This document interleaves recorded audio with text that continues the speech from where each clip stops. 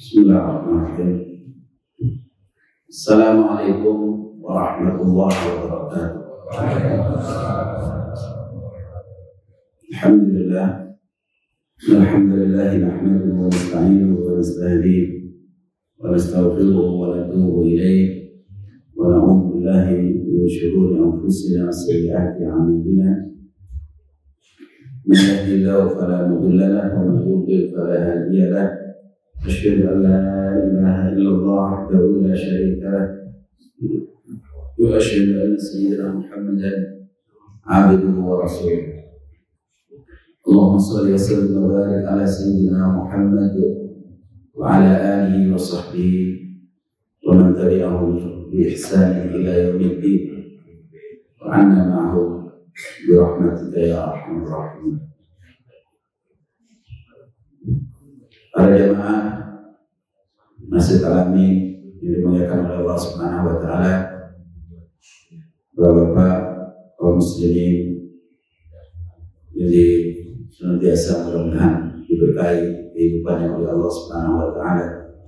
Bersyukur kita pada pagi hari ini diberikan kesempatan oleh Allah karena kita beriman kepada Allah, istiqamah, sehingga kita bisa memulai aktivitas hari kita dengan ibadah menghadap kepada Allah Subhanahu wa taala dengan salat subuh berjamaah di masjid yang kita cintai ini. Kita lanjutkan dengan ta'lim kita, mudah-mudahan semua langkah kita dan waktu kita semuanya diberkahi oleh Allah dan diberikan pahala yang berlipat ganda oleh Allah Subhanahu wa taala. Terutama sebagai hamba-hamba Allah yang senantiasa istiqamah hingga ajal menjemput kita. Yang sedang sakit, kita maupun keluarga kita, orang-orang yang kita cintai, mudah-mudahan segera diangkat penyakitnya oleh Allah Subhanahu wa taala. Yang punya problem, punya masalah, mudah-mudahan diberikan jalan keluar yang terbaik oleh Allah Subhanahu wa taala. Kita doakan orang-orang tua kita, orang-orang yang berjasa untuk kita, para guru, para kiai, para ulama yang berjasa dalam kehidupan kita yang masih hidup, mudah-mudahan diberikan kesehatan, panjang umur, istiqamah. Yang sudah meninggal dunia, mudah-mudahan diberikan limpahan karunia rahmat serta tempat yang mulia di surga Allah Subhanahu wa taala. Dan tidak lupa kita mendoakan saudara-saudara kita yang berjuang di jalan Allah, saudara-saudara kita yang tertindas di Gaza, di Palestina khususnya. Mudah-mudahan Allah Subhanahu wa taala memberikan pertolongan kepada mereka, memberikan kesabaran kepada mereka yang meninggal dunia, mudah-mudahan dicatat sebagai syuhada dan mereka segera diangkat dari musibah ini, segera diangkat dari mereka. Mudah-mudahan dari Israel kaum Zionis yang menindas mereka, yang menghancurkan kehidupan mereka, mudah-mudahan mereka dihancurkan juga oleh Allah Subhanahu wa taala.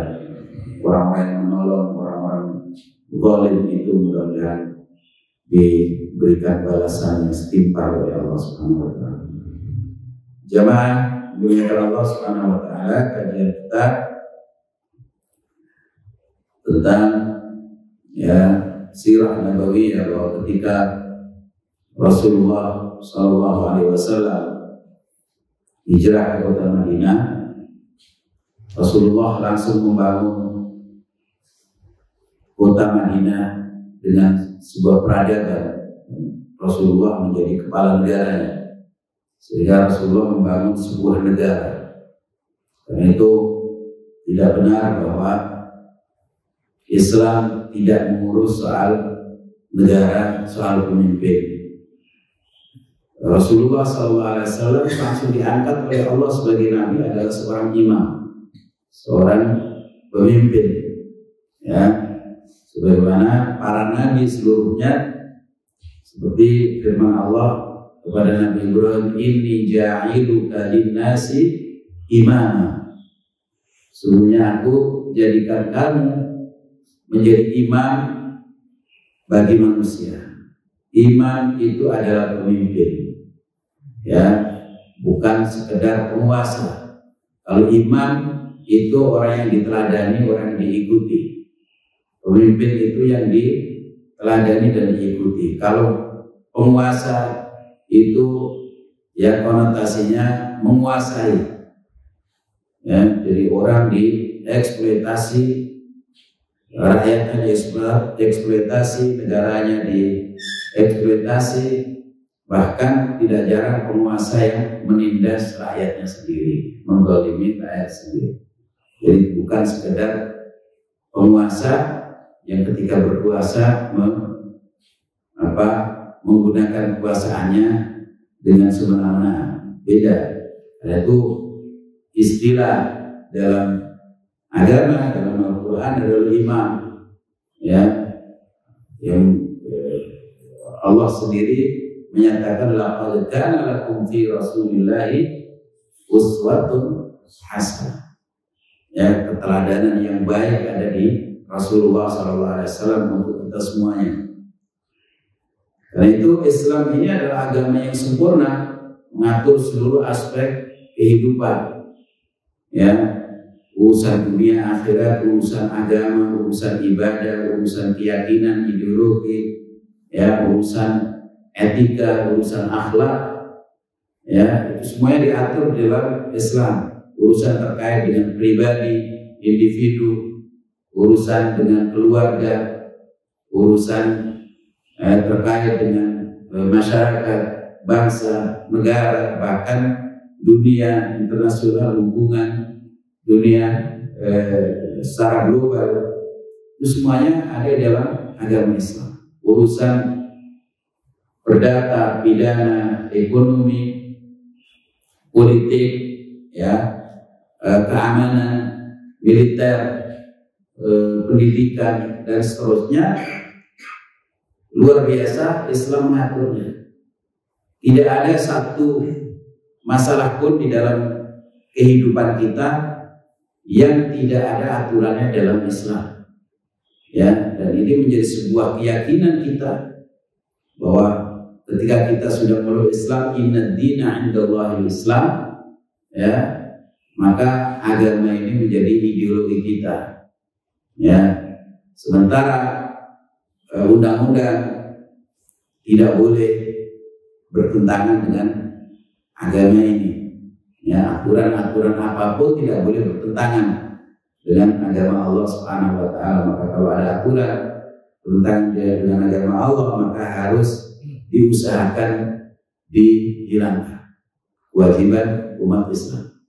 Ya, apapun itu, yang haram dihalalkan, yang halal diharamkan. Nah, itu ya aturan yang tidak sesuai dengan kehidupan beragama kita. Ya. Nah, biasanya sekalipun itu menjadi sebuah kesepakatan, misalnya kesepakatan yang menentang agama Allah tidak boleh. Itu Islam mengatur kita mulai dari aturan, mulai kita bangun tidur sampai tidur lagi, semuanya ada aturan-aturannya oleh Allah dan semuanya dicatat oleh para malaikat Allah. Karena Allah, ketika kita yakin Allah sang pencipta alam semesta, maka kita yakin juga Allah sebagai pengatur alam semesta. Allah yang memberikan anugerah, memberikan rezeki kepada semua alam termasuk manusia, maka kita harus tunduk kepada Allah yang mengatur kita. Tidak boleh kita mengaku ya beragama, agamanya Allah, tetapi aturan hidup kita tidak mengikuti aturan Allah. Ya, ini kita menyimpang dengan ideologi lain, kita mengatakan ini kan nggak ada urusannya dengan agama, ini kan urusan dunia, ya, ini urusan ekonomi, nggak ada urusannya dengan agama, nggak ada urusannya dengan ibadah. Ya udah, urusan dunia kan kita sendiri-sendiri, terserah kita. Urusan politik, urusan negara, ya nggak usah dicampur adukkan dengan urusan agama, ya terserah kita. Tidak bisa begitu. Sebab apa? Sebab semua aktivitas kita, gerak-gerik kita, ucapan, perbuatan kita, semuanya tercatat oleh Allah Subhanahu wa taala melalui para malaikat pencatat amal perbuatan, ada raqibun atid, ma yalfidu min qawlin illa ladaihi raqibun atid. Malaikat raqib, malaikat atid. Dan nanti di akhirat semuanya bukti, catatan, ya data-data itu tersaji secara lengkap, disajikan di hadapan kita. Lalu Allah katakan, Iqra kitabak kafa binafsika al-yawma 'alaika hasiba. Coba silakan kamu baca sendiri kitab amal perbuatanmu ini. Sudah cukup kamu sendiri yang akan mengevaluasi dirimu sendiri pada saat sudah di akhirat, dan tidak mungkin kita kembali kepada dunia lagi. Tidak mungkin kita memperbaikinya lagi, tidak mungkin. Disitulah manusia ya yang mendapatkan buku amalnya itu sebagaimana disebutkan oleh Allah. Dia katakan, ma li hadzal kitabi la yughadiru shaghiratan wa la kabiratan illa ahsaha. Kenapa kitab amal ini tidak menyisakan sedikit pun, yang kecil maupun yang besar, amal-amal perbuatan yang sudah pernah saya lakukan, ya semuanya telah terdata. Wa wajadu ma amilu hadir, semuanya hadir di hadapan dia. Wala yadhlimu rabbuka ahada. Allah Tuhanmu tidak mendzalimi siapapun juga. Sekecil apapun ada catatannya. Wa man ya'mal faman ya'mal mithqala dzarratin khairan ya, wa man ya'mal mithqala dzarratin syarran. Semua yang kelihatan, nampak, dan ada tuntutannya.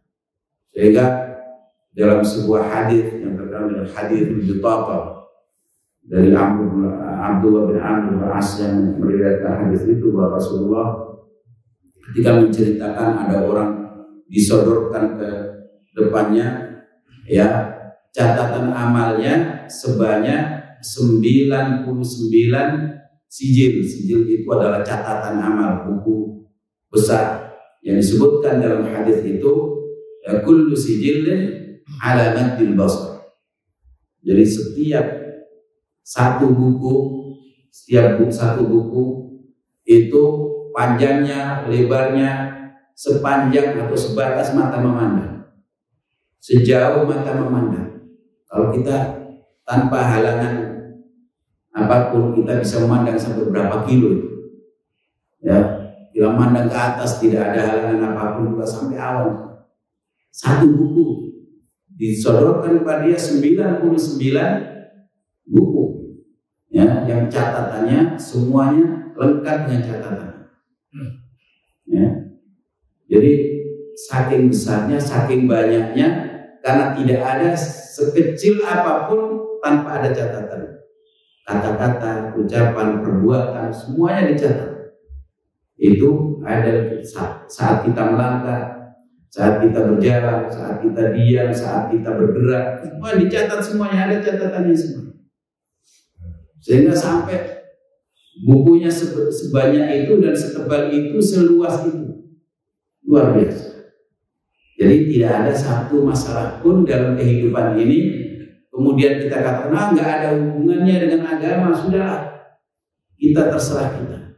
Semuanya akan dicatat oleh Allah. Jangan kira kita Allah lalai kepada apa yang kita lakukan.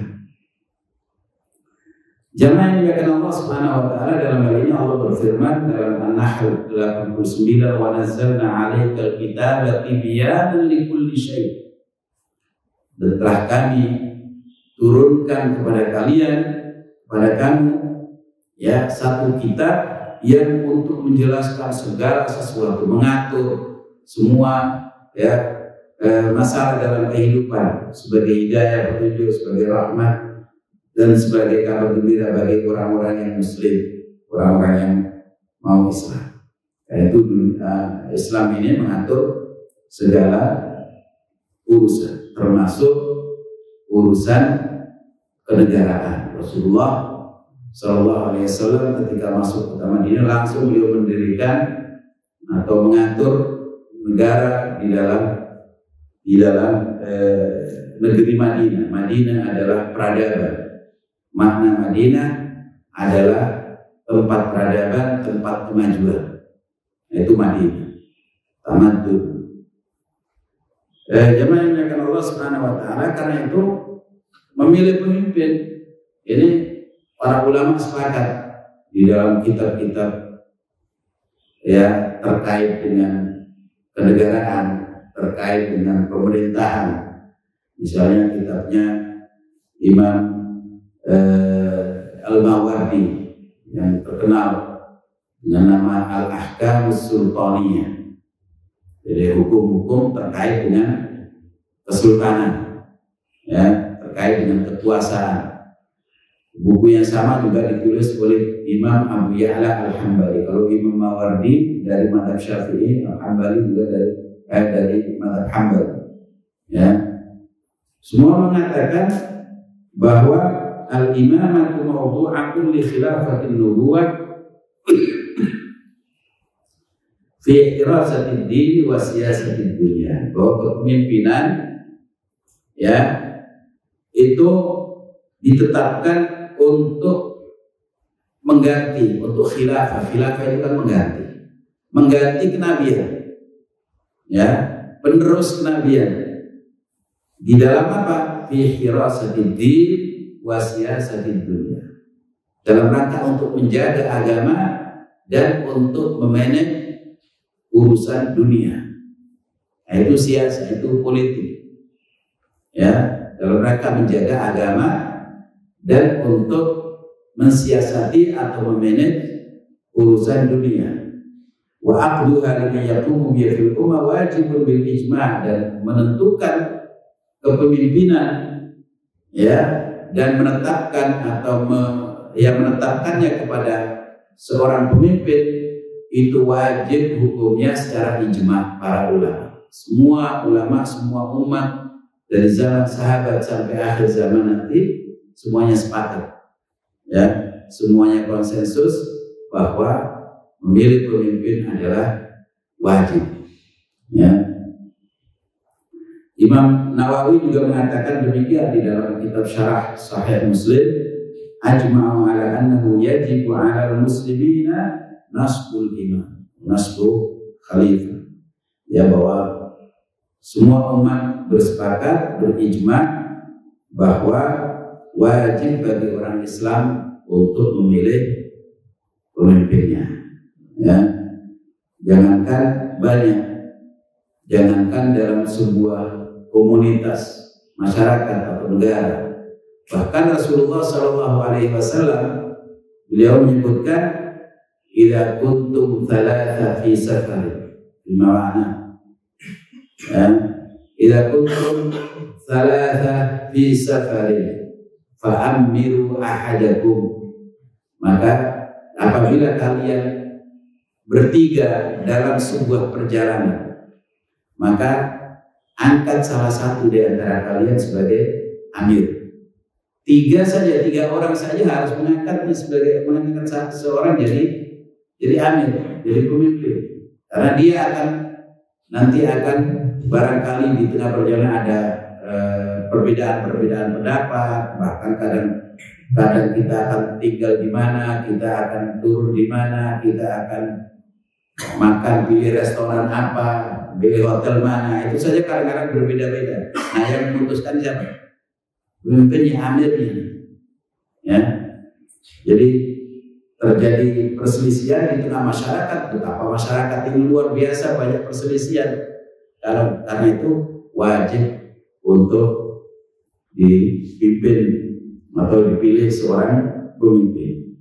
Imam Syekhul Islam Ibnu Taimiyah dalam kitabnya Al-Hisbah dan juga kitab Siyasah Syar'iyyah, beliau punya kitab As-Siyasah Syar'iyyah fi Islahir Ra'i wa Ra'iyyah, ya, itu perpolitikan Islam ya dalam kaitannya dengan menuju kemaslahatan pemimpin dan rakyatnya.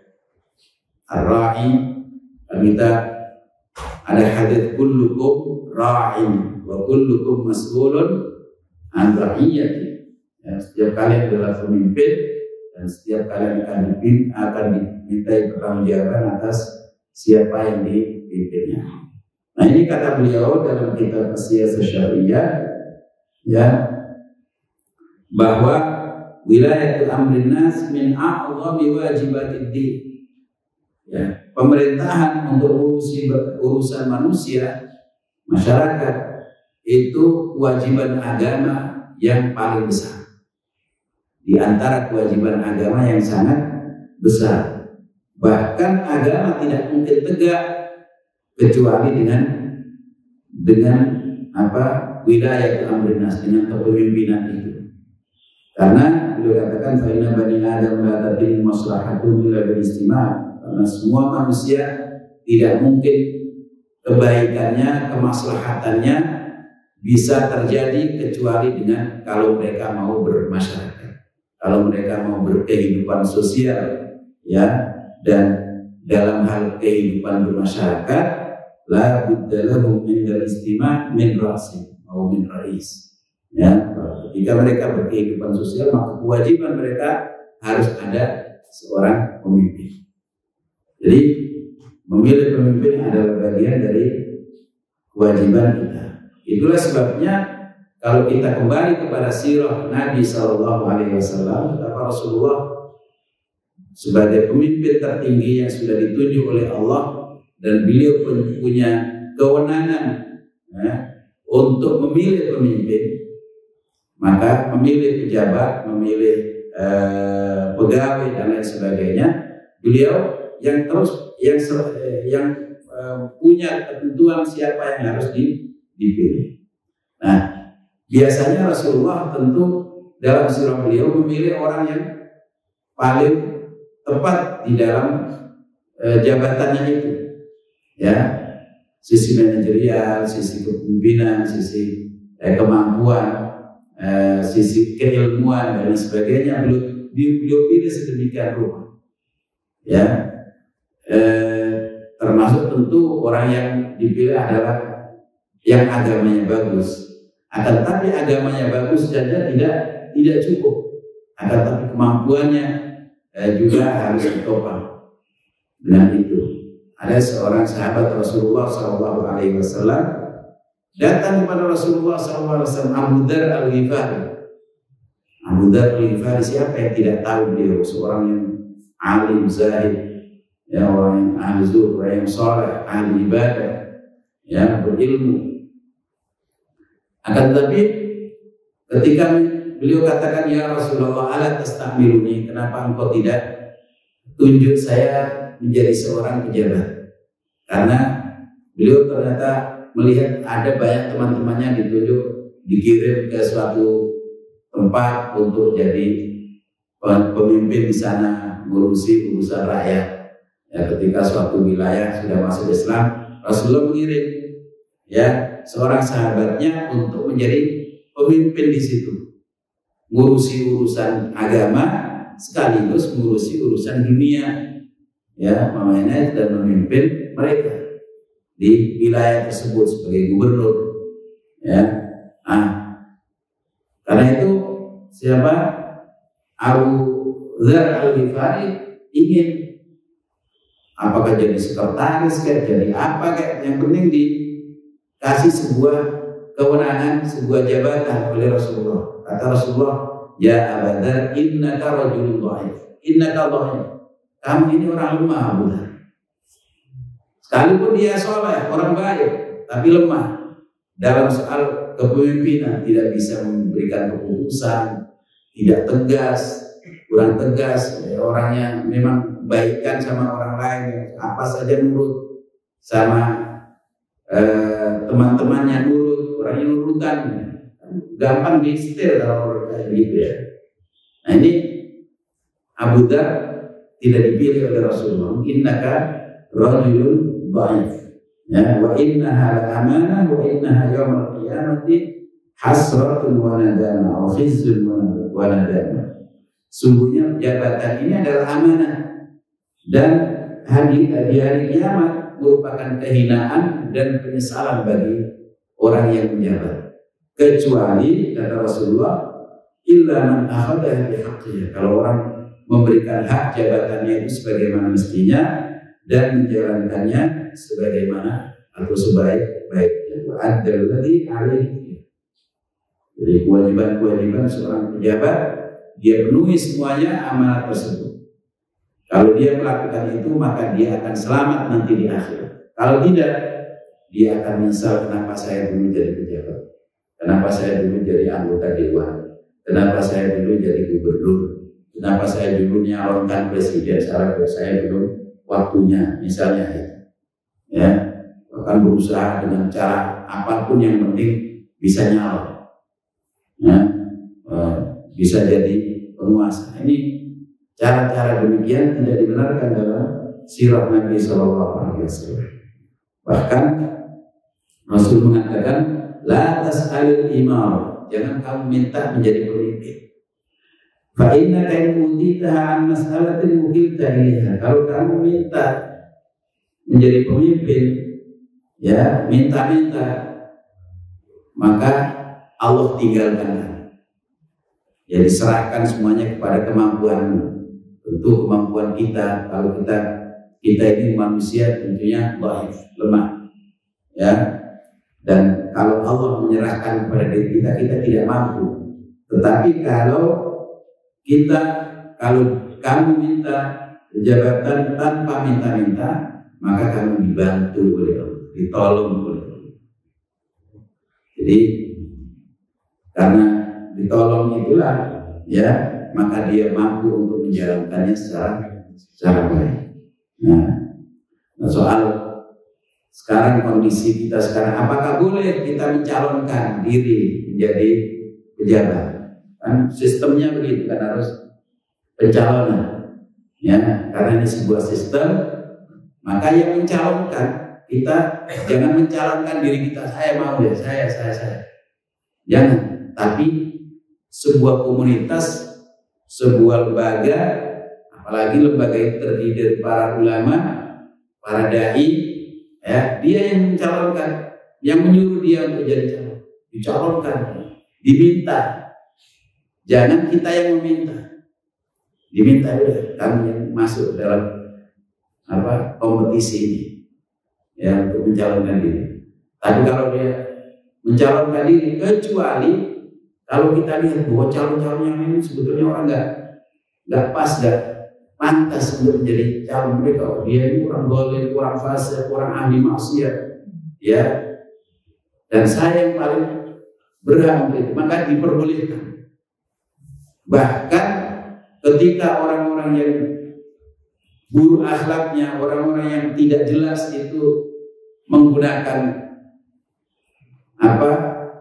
uang, money politik dan sebagainya, bahkan kita diwajibkan, diperbolehkan untuk menggunakan politik uang dalam rangka untuk memenangkan itu. Karena kalau mereka menang nanti rusaklah urusan negara, ya.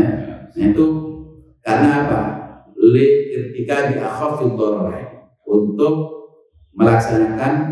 menjalankan apa yang madaratnya lebih sedikit, ya, karena menggunakan uang haram, mencari jabatan haram, tidak boleh. Tetapi kalau ternyata banyak yang mencalonkan itu orang-orang yang tidak berhak, orang-orang fasik, orang-orang yang akan membuat kesengsaraan umat, maka orang-orang yang baik harus maju. Bahkan orang kita harus memajukan dia dan kita mendanai dia, kita bantu dia, ya, supaya dia bisa, ya, berhasil memenangkan kompetisi itu. Wajiban. Nah, Rasulullah SAW ketika memilih pemimpin, ya, dilihat dari sisi kapasitas, kemampuan, kafa'ah, ya, yang sesuai dengan kepemimpinannya. Yang penting bahwa dia punya keimanan. Jadi yang syarat yang paling utama adalah orang yang beriman. Ya, jangan sampai orang Islam memilih orang tidak beriman, tidak Islam. Ya, bagaimana dia menguasai umat Islam sementara ya dia bukan beriman. Ya, kecuali kalau umat Islam hidup di negara yang sistemnya sistem kafir, negara kafir misalnya, ya, umat Islam minoritas. Ya sudah, yang dicalonkan semuanya bukan Islam, non-Muslim semuanya. Maka carilah yang paling sedikit keburukannya, paling sedikit ya kejahatannya, kezalimannya. Ya, seperti Amerika, ya umat Islam di sana, komunitas kaum Muslim di sana, ya memilih Jubair. Sekalipun dia sendiri juga buruk juga sekarang menyerang saudara-saudara kita di Palestina, tapi antara Jubair dengan satu siapa lagi? Donald Trump, lebih jahat Donald Trump kan gitu kan? Ya ini, ya udah dipilih dia ini sebetulnya nggak berat, tapi karena keburukannya lebih sedikit, karena dia juga bantu umat Islam di Amerika gitu kan. Ya kalau si Trump ini bahkan mau mengusir para pendatang umat Islam di Amerika, mau diusir. Nah ini jahat betul, jangan dipilih. Gitu. Nah, Rasulullah SAW ketika ada orang Islam, bahkan orang yang baru masuk Islam, ketika ada seorang Majusi, dulu Yaman itu dikuasai oleh Persia. Yang berkuasa di sana adalah orang-orang penguasa-penguasa yang ditunjuk oleh kekisrahan atau kerajaan Persia, yang disebut Kisra, kaisaran Persia, Imperium. Nah, ketika Rasulullah SAW mengirim surat kepada para penguasa sekitar Jazirah Arabia, mengirim ya surat untuk dakwah, ya mengajak mereka masuk Islam, ke Persia, ke mana lagi, ke Mesir, ke Yaman, ke Romawi, semuanya dikirimi, diajak untuk masuk Islam. Nah semuanya umumnya menerima surat itu, ya sekalipun mereka tidak mau masuk Islam. Tetapi Kaisar Persia ternyata ketika menerima itu disobek-sobek, dirobek-robek surat Rasulullah, dirobek-robek. Nah, ketika sudah dirobek-robek itu, dia mengirim utusan kepada gubernurnya yang ada di Yaman, namanya Badan bin Sasa. Akhirnya Badan disuruh supaya dia datang kepada Muhammad SAW. Siapa orang ini? Mengaku jadi nabi dan mengajak saya untuk masuk agamanya. Orang Arab yang nggak tahu diri, yang biasa dia selalu katakan para pengembala unta dan kambing, itu orang Arab kan terbelakang dahulu kan secara peradaban. Persia sudah jadi superpower, ya datang aja untuk kepada agama Islam. Coba lihat siapa dia, ya. Maka kemudian dia ngirim, gubernur Yaman ini ngirim seorang ke Madinah. Kemudian ketika ketemu dengan Rasulullah, ya ditanya bagaimana kaisarmu menanggapi surat saya yang saya kirimkan kemarin. Lalu dia katakan bahwa suratmu wahai Muhammad dirobek-robek oleh kaisar saya. Tidak mau dia menerima ajakan. Kata Rasulullah, mazzaqallahu mulkahu. Allah berarti merobek-robek kekuasaan dia. Jadi dia akan merusak ya kekuasaannya sendiri, kerajaannya sendiri. Dan sungguh saat ini, detik ini dia sedang dibunuh oleh keluarganya sendiri. Apa benar begitu? Iya. Buktikan. Maka utusan ini datang ke Yaman, ke Badan bin Sasa. Ketika ketemu dengan gubernur Yaman yang dari Majusi itu, dia ditanya bagaimana Muhammad. Iya, dia seorang mengaku menjadi nabi dan begini ceritakan itu. Dan dia mengatakan kaisar kita itu berarti dia telah merobek-robek kekuasaannya sendiri, dan sekarang pada saat saya ada di sana, Muhammad itu mengatakan dia sedang dibunuh oleh keluarganya sendiri. Benar begitu dia katakan? Iya betul. Kata Badan, kalau itu yang dikatakan oleh Muhammad memang benar, bahwa kemarin pada saat kamu ada di kota Madinah itu, Kaisar sedang dibunuh oleh keponakannya sendiri, dan mengatakan oleh anaknya sendiri, dibunuh dan dia sekarang mati. Sungguh tidak ada yang tahu itu kalau seorang, kecuali oleh seorang nabi. Maka dari detik ini saya menyatakan masuk Islam. Saya yakin dia nabi itu masuk Islam, gubernur Yaman. Ya, maka diberitahukan kepada Rasulullah SAW bahwa dia telah beriman, dan Rasulullah mengatakan kalau begitu kamu saya kukuhkan menjadi gubernur Yaman. Dikukuhkan oleh Rasulullah menjadi gubernur Yaman, ya, sebagai setelah masuk Islam dia. Jadi Rasulullah, ya, ketika dia sudah masuk Islam dan punya iman, ya sudah, teruskan saja kepemimpinan. Jadi bukan berarti kalau ini kemudian dikuasai Rasulullah kemudian semua pejabat dicopotin, tidak. Ya, apalagi belum waktunya, habis masanya sudah dicopotin, diganti orang-orang yang tidak seperti itu Rasulullah. Ya. Hanya saja ketika beliau sudah wafat, ya, Badan tadi baru diganti anaknya. Ketika terjadi konflik antar keluarga, kemudian Rasulullah mengirim sahabatnya untuk menjadi gubernur Yaman.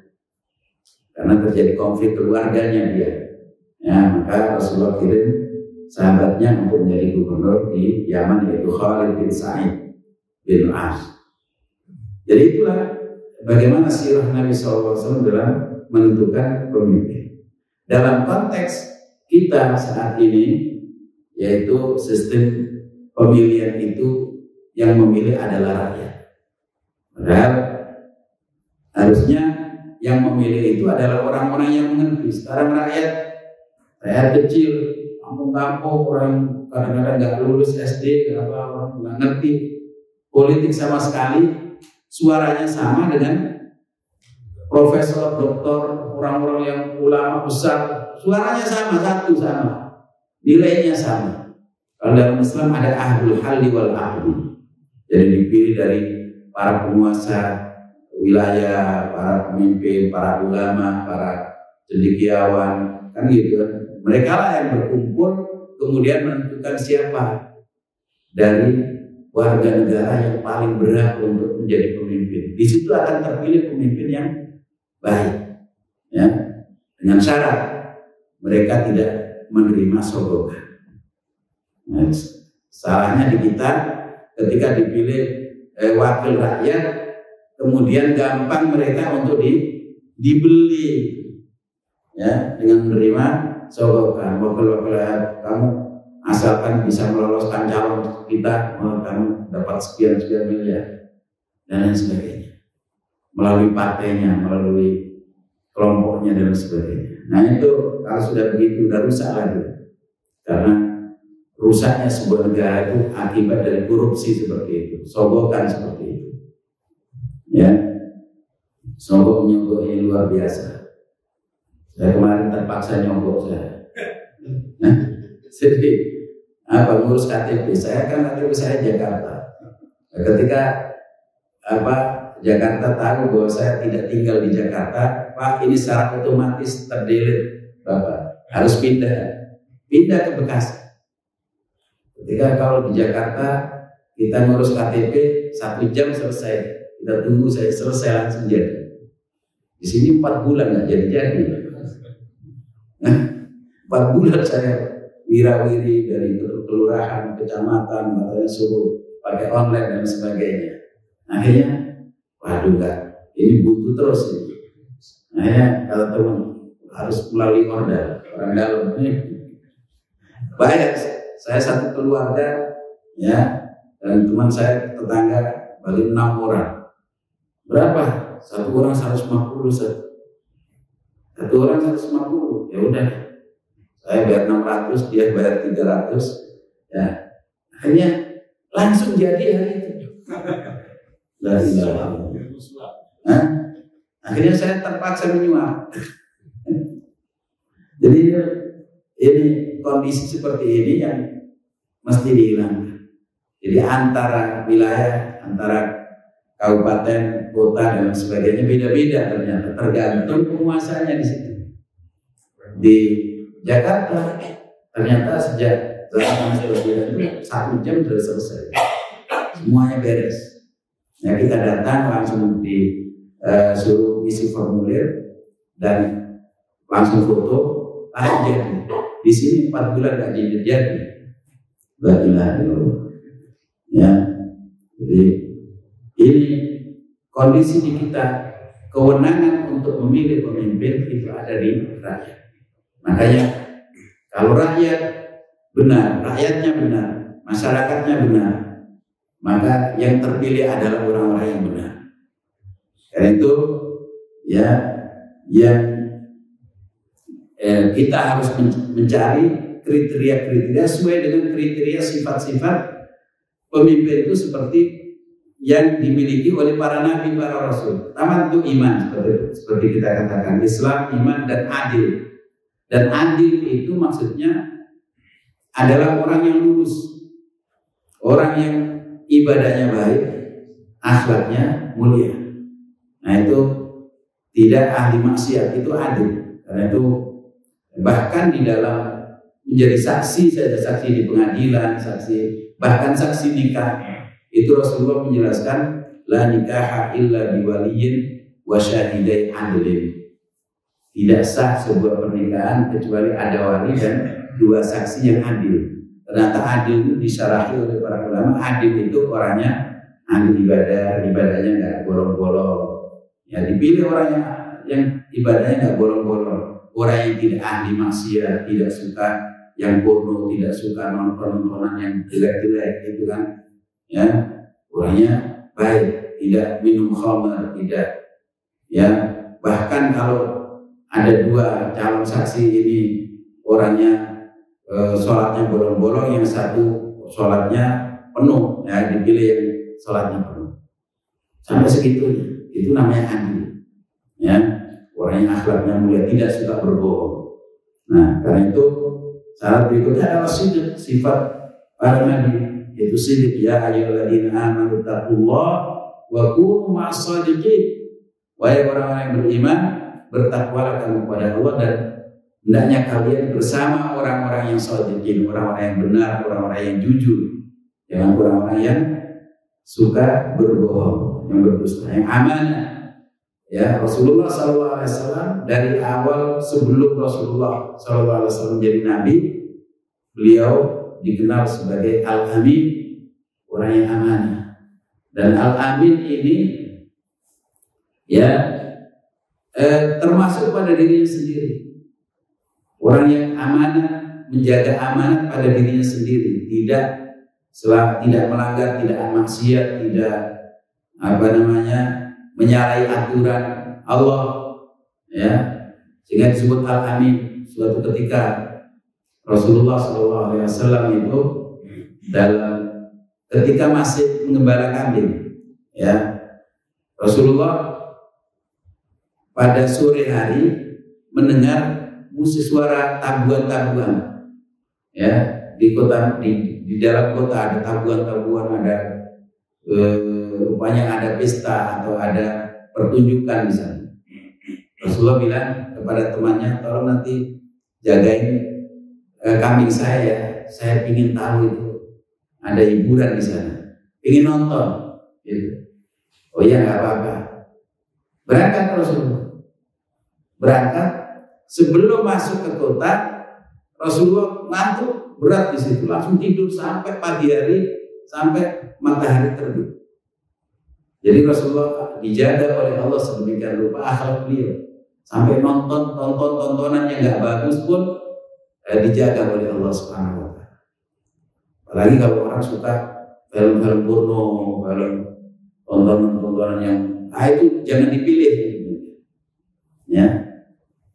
Jadi di dalam sifat Nabi Musa dalam Al-Quran, ketika Nabi Yakub, Nabi Syuaib memilihnya menjadi mantu, itu anaknya bilang, anak putrinya itu bilang, ya abati istajirhu fa inna khaira man istajartal qawiyul amin. Wahai ayahku, tolong dia angkat sebagai pekerja untuk mengembara kambing. Maksudnya anaknya ini ingin dia jadikan mantunya gitu, untuk dinikahkan dengan dia. Karena apa? Dia ini orang baik. Dia punya dua sifat, al-qawi, al-amin. Dia kuat dan al-amin, punya amanah. Ya, dia tunjukkan dia qawi ketika dia Nabi Musa ini membantu kedua putri Nabi Syuaib yang mengembara kambing itu. Ternyata beliau ada tutup sumur dari batu besar, tertutup sumur terbuat dari tertutup batu besar. Dia angkat sendiri. Sementara orang banyak tidak mampu mengangkat, dia angkat sendiri untuk ngambil air dan untuk minumkan kambing-kambing dua orang putri Nabi Syuaib itu. Nah, kemudian di mana dia tahu bahwa dia itu al-amin, orang yang amanah? Jadi ceritanya ketika Nabi Syuaib dua anaknya itu sampai di rumah menceritakan ada seorang pemuda yang membantu mereka. Nabi Syuaib bilang, kalau begitu suruh datang ke sini. Nah, akhirnya seorang anaknya pergi untuk memanggil Nabi Musa yang sedang berteduh di sebuah pohon, di bawah pohon. Ya, kamu disuruh ayah untuk datang ke rumah. Ya, gitu. Nah, ketika datang ke rumah, ya udah saya datang ke rumah, tunjukkan jalan. Nah, ternyata putri Nabi Syuaib itu ada di depan. Ketika ada di depan, bajunya tertiup angin. Tertiup angin, kata Nabi Musa, waduh ini bahaya nih, saya bisa melihat lekuk-lekuk tubuhnya kan gitu kan. Akhirnya, mbak tolong mundur saja. Nah, saya yang ada di depan, nanti tunjukkan kemana arahnya, kanan atau kiri, lurus atau tidak, tolong tunjukkan. Jadi itu al-amin, dia amanah. Ya, orang yang punya amanat bahkan untuk dirinya sendiri. Al-qawiyul amin. Ya. Kisah siapa? Talut misalnya. Ya, innallaha astafahu alaikum wa zadahu bastatan fil ilmi wal jism. Jadi Allah memilih Talut menjadi pemimpin itu karena ada bastatan fil ilmi, keilmuannya luas, orang yang paling berilmu. Ya. Dan dia punya fisik yang kuat, fil ilmi wal jismi. Fisik kuat, ilmu luas. Nah, ini yang benar untuk dipilih. Dan juga punya tabligh itu termasuk fatona, kecerdasan. Kecerdasan yang serta ilmu yang luas, ya, mampu. Kemudian dia tabligh, punya sifat tabligh, mampu menarasikan, ya, menyampaikan gagasan-gagasan sesuai dengan yang diperlukan oleh masyarakat. Tidak mungkin seorang nabi kemudian dia tidak mampu untuk memberikan penjelasan tentang risalah misi yang diemban oleh dia. Dia harus pandai dalam menarasikan itu supaya menarik orang lain dan mengikuti apa yang menjadi misi dan visinya, ya, dalam kehidupan. Karena itu ini yang paling berat untuk dipilih. Dan orang yang memilih orang yang tidak berhak itu disebutkan di dalam kitab Syekhul Islam Ibnu Taimiyah dan juga kitab Ahkam Sultaniyah serta As-Siyasah Syar'iyyah. Ya, para ulama itu menyebutkan kalau ada orang, ya, punya kewenangan untuk memilih pemimpin, kemudian dia tahu ada pemimpin yang terbaik, pemimpin yang paling berhak untuk dipilih, tetapi dia tidak memilih, dia malah memilih rivalnya dengan alasan, karena apa? Dengan alasan li'ajli qarabatin bainahuma, karena ada hubungan kekerabatan. Tidak berhak sebetulnya, tapi karena dia anaknya diangkat, karena dia saudaranya diangkat, karena dia pamannya atau siapa diangkat, ada hubungan kerabat. Au shadaqatin bainahuma, atau ada pertemanan. Oh, dulu teman saya satu kampus, satu kuliah bareng dengan saya, Jangan ini sebagai pertimbangan utama. Au muwafaqatin fi baladin, atau karena kebetulan dari satu daerah. Oh, ini orang Jawa Tengah, saya dari Jawa Tengah juga gitu. Oh, ini orang Jawa Barat, orang Sunda, satu suku sama dengan saya. Jadi baladin au madadin au tariqatin au jinsin, dari kesukuan juga tidak boleh, karena kesukuan sama-sama Sundanya, sama-sama Jawanya, sama-sama Bataknya, sama-sama dari Kalimantan, tidak boleh atas pertimbangan itu.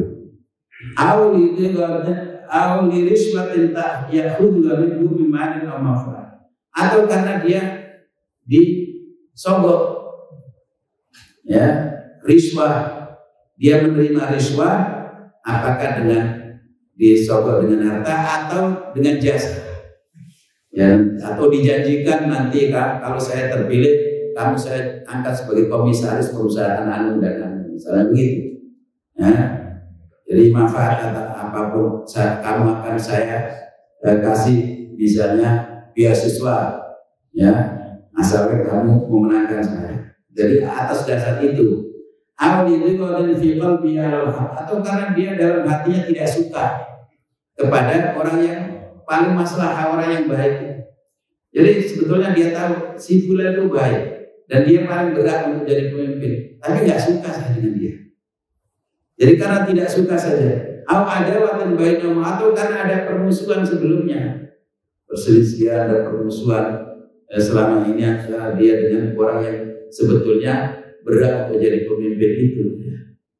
Maka orang yang memilih pemimpin atas dasar-dasar ini disebut oleh para ulama faqad khanallaha wa rasulahu wal mu'minin. Maka berarti dia telah berkhianat kepada Allah, berkhianat kepada Rasul, berkhianat kepada orang-orang yang beriman. Wa dakhala fi ma nuhiya anhu fi qoulihi ta'ala, dan dia masuk dalam larangan Allah yang tertera dalam firman-Nya, ya ayyuhalladzina amanu la takhunullaha war rasula wa takhunu amanatikum wa antum ta'lamun. Wahai orang yang beriman, jangan kalian berkhianat kepada Allah, berkhianat kepada Rasul, mengkhianati amanat-amanat kalian padahal kalian tahu. Jadi tahu bahwa ini yang paling berat, orang ini paling ini, dan memilih adalah sebuah amanah, satu amanah. Maka kalau kita tahu yang paling berat sementara kita tidak mau memilih, berarti kita telah berkhianat kepada Allah. Syekh Manaf Al-Qattan rahimahullah, beliau adalah guru saya dan guru para ustaz-ustaz dulu di Saudi. Beliau katakan la yakhfa ala ahadin anna man ba'a sawtahu fa huwa mal'unun mal'un. Tidak diragukan lagi bahwa orang yang menjual suaranya, bisa jadi karena serangan fajar, serangan duhur, serangan maghrib, serangan apa dia dapat ini, ya udah saya jual suara saya untuk 50.000, untuk 100.000, untuk 200.000, dia ini, maka dia itu mal'un, terlaknat, orang yang terlaknat. Karena sabda Rasulullah SAW dalam sebuah hadis riwayat Abu Hurairah, riwayat Imam Ahmad dan Imam Tirmidzi dan lain-lain, Rasulullah SAW bersabda, la'anallahu rashi wal murtashi fil hukmi. Allah melaknat orang yang memberikan suap dan yang menerima suap dalam urusan pemerintah. Dalam urusan pemerintah. Dilaknat keduanya oleh Allah. Bahkan hadis yang lain riwayat At-Tabarani dari Ibnu Umar, Rasulullah SAW bersabda, ar-rashi wal murtashi finnar. Orang yang menyuap dan yang disuap, nanti di dalam neraka. Keras sekali, ancaman bagi orang yang menyuap maupun yang disuap untuk urusan kekuasaan, untuk urusan pemerintahan dan lain sebagainya. Makanya waspada kita, Tapi para ulama mengatakan kalau kita yang terpaksa harus mengambil hak kita dan tidak mungkin mendapatkan hak kita kecuali dengan menyuap, maka yang berdosa yang menerima, bukan kita yang menerima. Karena kita terpaksa. Ya, saya ngurus apa-apa nggak ada KTP, ya nggak bisa saya. Sudah berapa kali nggak bisa ini Pak, nggak bisa ini. Oh, ini alamat Jakarta, ini satunya KTP-nya Bekasi, kakaknya Jakarta dan sebagainya. Nggak bisa, ini harus sama. Nah, akhirnya ya dengan terpaksa. Ya, mudah-mudahan ini menjadi satu peringatan bagi kita dan juga menjadi panduan kita siapa yang paling berat untuk kita pilih nanti, ya, agar kita tidak berdosa, tidak termasuk orang yang berkhianat kepada Allah dan Rasulnya. Kemudian ada yang bertanya atau yang lain?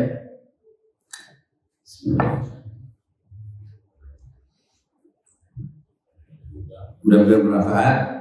Aqulu qali hadza wa astaghfirullah li wa lakum subhanakallahumma wa bihamdik asyhadu an la ilaha illa anta astaghfiruka wa atubu ilaik. Rabbana taqabbal minna innaka antas samiul alim wa tub 'alaina innaka antat tawwabur rahim. Wa sallallahu ala sayyidina Muhammad wa ala alihi wa sahbihi wasallam. Alhamdulillahirabbil alamin. Assalamualaikum warahmatullahi wabarakatuh.